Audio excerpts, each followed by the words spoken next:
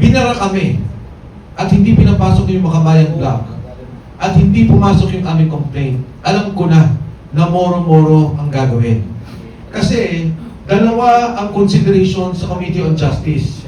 There is form and there is substance. So pwedeng pumasok siya sa form as motherhood statement, saying all this, all that, but without substance, without evidence, without proof to show yung assertion mo, then it will also be dismissed by the Committee on Justice. Ask kung nabasa niyo na po ba yung unang final na impeachment complaint by Andre De Jesus? Personally, nakita ko lang yung 4 pages. I do not know if yun na yun. Sa mga kasama, I'm not sure. Nabasa niyo na lahat? Nabasa niyo ni Mayneko? Or news articles being... Narinig ko yung De Jesus na slang magsalita. Narinig ko lahat ng sinasabi niya.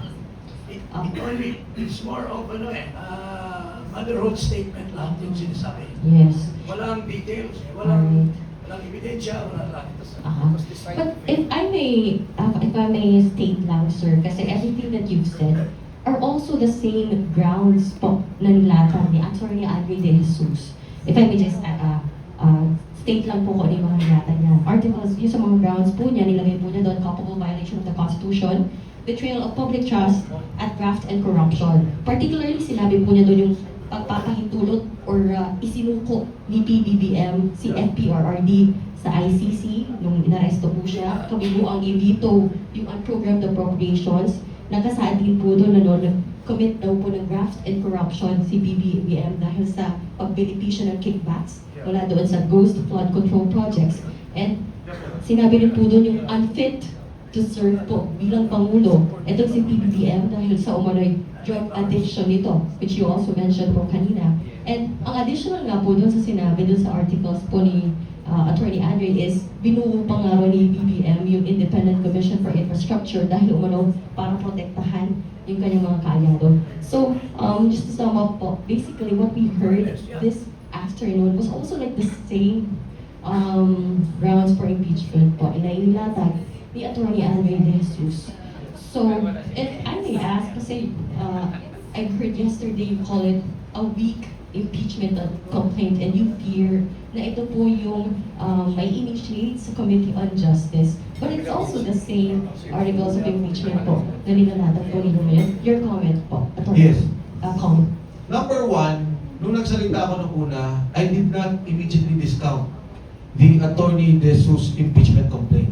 In fact, what I said was, kung papasok yung kay Attorney De Jesus, papasok ang Makabayan Block impeachment, papasok yung amin impeachment, it will be good.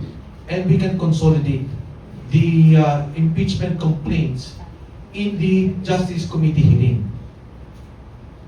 Nung binara kami at hindi pinapasok yung Makabayan Block at hindi pumasok yung aming complaint, alam ko na moro-moro ang gagawin. Kasi dalawa ang consideration sa Committee on Justice.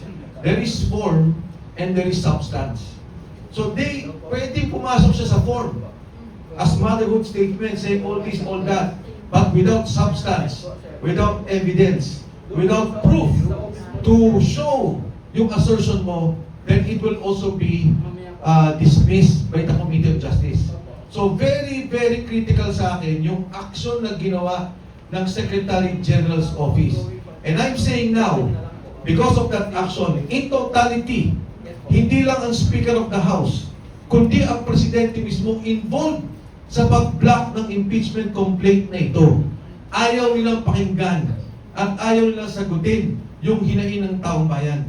Lahat tayo dito, involved sa graft and corruption, lahat galit. Anong sabi ngayon ng survey? 68% want the impeachment complaint. Lahat gustong malaman ano ba ang ginawa ninyo. Sino ba ang accountable dito?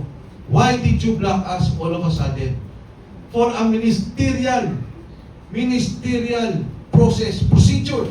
Pumunta ka ngayon kahit anong opisina dyan sa City Hall, katapat natin. Magbigay ka ng sulat, i-receive ng mga opisina ng konsihal. Pumunta ka sa Mayor's Office, i-receive ng Mayor's Office. Dito, binaban kami. Attorney Salonga, Executive Director. Sabi ko, can you receive? I cannot. can anyone receive? Kahit ministerial yung tao yung nasa harapan, they cannot. It is not only that they are not authorized, but they are rejecting our submission. Walang gustong tumanggap. So I'm saying now, that is a scam. The De Jesus impeachment complaint is a scam. It does not only involve the Secretary General's office, it involves the leadership of the House and the President himself. Thank you. Just want to add, the proper term in law is implicate. It implicates the highest official of the land, the Speaker of the House, the Secretary General, and their cohorts or co-conspirators. This is the first time that this happened. Nung Bautista impeachment, hindi kami blinak. Inaccept ang aming impeachment complaint. Wala rin yung section nun. Walang section nun. Ang deputy ang nag-accept ng aming impeachment. Kaya may president sa House.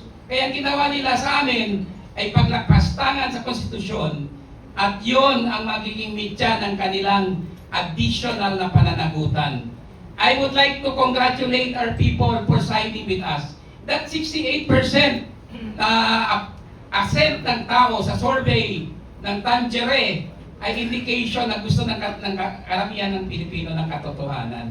Gusto nila malaman ang katotohanan. Please don't block, Mr. President, the impeachment proceedings para ma-clear ho kayo. Otherwise, magiging matcha po yan sa inyong administrasyon at baka mapasagot kayo sa ibang paraan.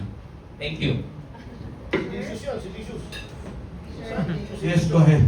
Sir, just in case po na, okay, nakalusot yung inyong pong impeachment complaint sa Justice Committee, pero hindi nila tanggapin si Zaldico as your state witness, meron pa ba kayong ibang personalities na pwedeng ipanlaban as a state witness kay Zaldico?